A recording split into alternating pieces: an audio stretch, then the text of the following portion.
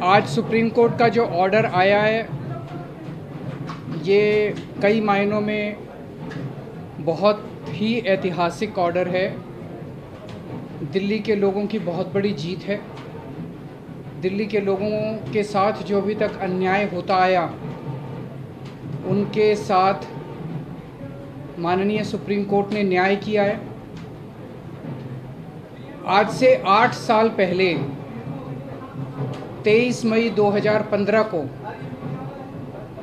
हमारी 14 फरवरी 2015 को सरकार बनी थी। फरवरी, मार्च, अप्रैल, मई 3 महीने के अंदर, सरकार बनने के 3 महीने के अंदर ही जैसे ही हमारी सरकार बनी 67 सीट आई। 3 महीने के अंदर ही प्रधानमंत्री जी ने एक आदेश पारित करवाया केंद्र सरकार से कि दिल्ली के सर्विसेज के मामले अब दिल्ली की मुख्यमंत्री के पास नहीं रहेंगे, वो एलजी के पास रहेंगे या केंद्र सरकार के पास रहेंगे।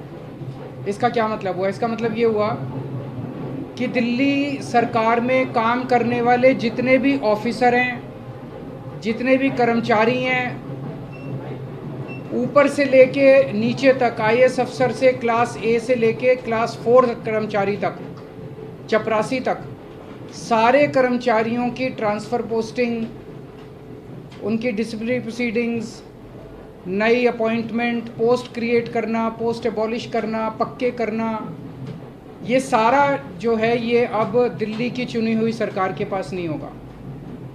यानी कि अगर मैं मुख्यमंत्री हूँ, मेरे सामने कोई कर्मचारी रिश्वत ले रहा है, मैं उसे सस्पेंड भी नहीं कर सकता, मैं उसकी ट्रांसफ़र नहीं कर सकता। एजुकेशन सेक्रेटरी कौन होगा ये हम नहीं तय कर सकते, हेल्थ सेक्रेटरी कौन होगा ये हम नहीं तय कर सकते। ये आदेश प्रधानमंत्री जी ने 23 मई 2015 को पारित किया।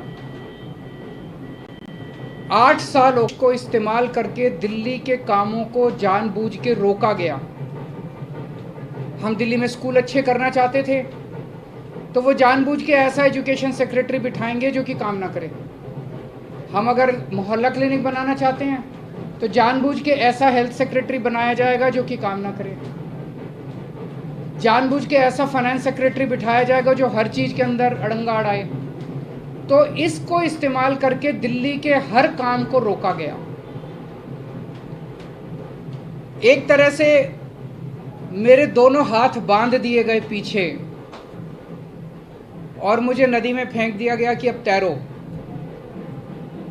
ये तो ऊपर वाले का शुक्र है कि दोनों हाथ बंधे हुए होने के बावजूद भी हम किसी तरह से तैरते रहे और ऊपर वाला हमारा साथ देता रहा। इन सारी कठिनाइयों के बावजूद दिल्ली के अंदर हम लोगों ने इतना शानदार काम किया पिछले 8 साल के अंदर। तो आप सोच सकते हैं कि अगर हमारे पास पूरी पावर होती तो हम कितना ज़्यादा काम कर सकते थे। आज हम सुप्रीम कोर्ट के जस्टिस चंद्रचूड़ के जो और चारों जजेस हैं उस बेंच में, संविधान पीठ में, उन सब के तहे दिल से शुक्रिया अदा करते हैं कि उन्होंने हमारे साथ न्याय किया। मैं दिल्ली की जनता को केवल नहीं देना चाहता, बधाई देना चाहता हूं और उनका शुक्रिया करना चाहता हूं कि जो इतना लंबा संघर्ष था, उस संघर्ष में दिल्ली की जनता ने मेरा साथ दिया। दिल्ली की जनता के साथ के बिना मैं कुछ नहीं कर सकता था।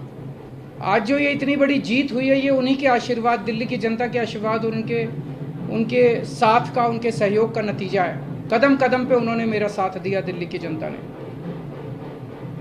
अब हमें एक बहुत बड़ा मौका मिला है। दिल्ली का काम जो है अब ये 10 गुना स्पीड से होगा।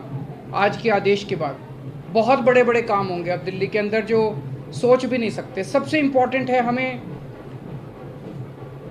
एक ऐसा प्रशासन देना है दिल्ली के लोगों को जो कि रेस्पॉन्सिव हो, जो कि जनता की ज़रूरतों के प्रति सिंपैथेटिक और कंपैशनेट हो।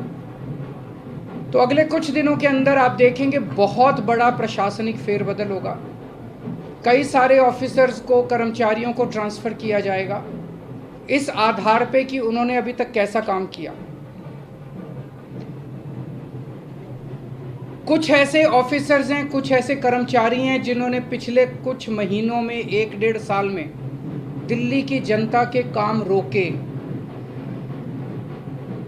कुछ ऐसे ऑफिसर्स हैं जिन्होंने दिल्ली में मोहल्ला क्लिनिक में दवाइयाँ बंद करा दी, अस्पतालों के अंदर दवाइयाँ बंद करा दी, जल बोर्ड की पेमेंट रोक के कई जगह पानी बंद करा दिया। ऐसे कर्मचारियों को, ऑफिसर्स को चिन्हित करके उनको अपने कर्मों का फल तो भुगतना पड़ेगा। लेकिन बहुत सारे ऐसे कर्मचारी और ऑफिसर्स हैं जो बहुत घुटन महसूस कर रहे थे, ईमानदार लोग हैं, काम करना चाहते हैं। उन सारे कर्मचारियों को, उन सारे ऑफिसर्स को मौका मिलेगा काम करने का। उन सबको जो डेडवुड है, जो करप्ट हैं, जो इनएफिशिएंट हैं, उनको अच्छी पोस्टों से हटा के साइड किया जाएगा, और जो अच्छे हैं, एफिशिएंट हैं, ईमानदार हैं, रिस्पॉन्सिव हैं, कंपैशनेट हैं, उन लोगों को, उन सारे अधिकारियों को और कर्मचारियों को मौका दिया जाएगा कि वो दिल्ली की जनता की सेवा कर सकें। सारे प्रशासनिक सिस्टम को भी दुरुस्त किया जाएगा। ये सारा सिस्टम भी सड़ा गला सिस्टम है। ऐसा सिस्टम बनाया जाएगा जो जनता के प्रति जवाबदेह हो और जनता के लिए रिस्पॉन्सिव हो, जनता की ज़रूरतों के प्रति रिस्पॉन्सिव हो। तो व्यवस्था के अंदर जितनी कमियां हैं, इन सारी कमियों को दूर किया जाएगा। तो पूरे सिस्टम को और ऑफिसर्स को और कर्मचारियों को जनता के प्रति जवाबदेह बनाया जाएगा और जनता के लिए रिस्पॉन्सिव बनाया जाएगा। एक लीन एंड थिन गवर्नमेंट तैयार की जाएगी। Lean, thin, responsive, compassionate and accountable government. ये हम चाहते हैं। दिल्ली, जैसे दिल्ली ने पूरे देश को शिक्षा का मॉडल दिया, हेल्थ का मॉडल दिया, अब एक ऐसे गवर्नेंस का, एडमिनिस्ट्रेशन का मॉडल हम जनता के सामने रखेंगे, पूरे देश के सामने रखेंगे। मैं देखता हूं कि कई ऐसी पोस्ट्स हैं जिनकी ज़रूरत नहीं है। उनमें कोई भी कर्मचारी या अधिकारी बैठ के जनता की चार अड़चनें ही लगाता है। अगर वो ना रहे तो ज़्यादा अच्छा रहेगा। तो ऐसी पोस्ट्स को चिन्हित करके या तो उन्हें खाली छोड़ा जाएगा या उन्हें अबॉलिश कर दिया जाएगा। जहाँ जहाँ ज़्यादा पोस्ट्स की ज़रूरत है वहाँ ज़्यादा पोस्ट्स क्रिएट की जाएंगी। जहाँ जहाँ लोगों को ज़रूरत है वहाँ ज़्यादा पोस्ट, जैसे अब इतने मोहल्ला क्लिनिक बना रहे हैं, तो जब डॉक्टर्स की ज़रूरत है, पैरामेडिक्स, वहाँ और क्रिएट किए जाएंगे। तो अभी तक हम लोगों ने स्कूल, अस्पताल में एक मॉडल दिया। अब पंजाब के अंदर हम एक अच्छे लॉ एंड ऑर्डर, कानून व्यवस्था लागू कर रहे हैं। उसी तरह से दिल्ली अब कुशल प्रशासन का एक मॉडल पूरे देश के सामने देगा।